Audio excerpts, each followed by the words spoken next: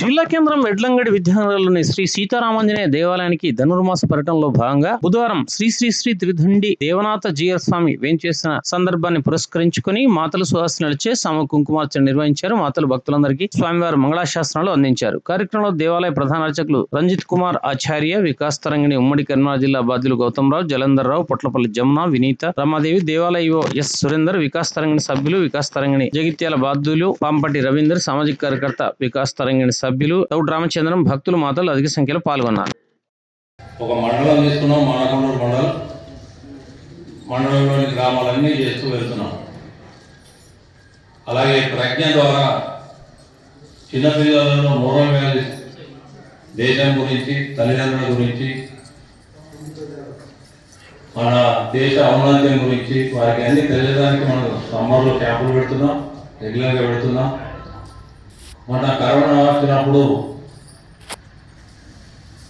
రెగ్యులర్గా పిల్లలకు క్లాస్ తీసుకోలేకపోతున్నామని బాధపడే సమయంలో ఆన్లైన్ ద్వారా నేర్పిస్తాం భగవద్గీత అని సంకల్పించుకొని స్వామివారి మంగళశాసనం తీసుకొని ఆన్లైన్లో కరోనా సమయంలో భగవద్గీత కూడా పేరు పేరున శుభాభినందనలు, శుభాకాంక్షలు తెలుపుతూ ఈ కార్యక్రమాన్ని ఒక పద్ధతి ప్రకారం నడిపించినటువంటి శ్రీమాన్ రంజిత్ కుమార్ ఆచార్య వారికి, అర్చక బృందానికి అందరికీ కూడా పేరు పేరున వికాస్ తరంగిణి జగిత్యాల శాఖ పక్షాన అనేక కృతజ్ఞత అభినందనలు తెలుపుతూ జై శ్రీమాన్.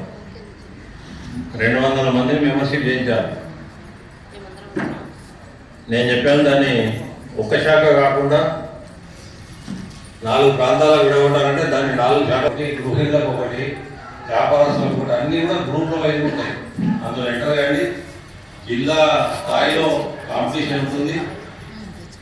సంవత్సరం తర్వాత ఇందులో ఫస్ట్ సెకండ్ థర్డ్ వచ్చిన వాళ్ళకు మళ్ళీ స్వామివారి దగ్గర కాంపిటీషన్ ఉంటుంది.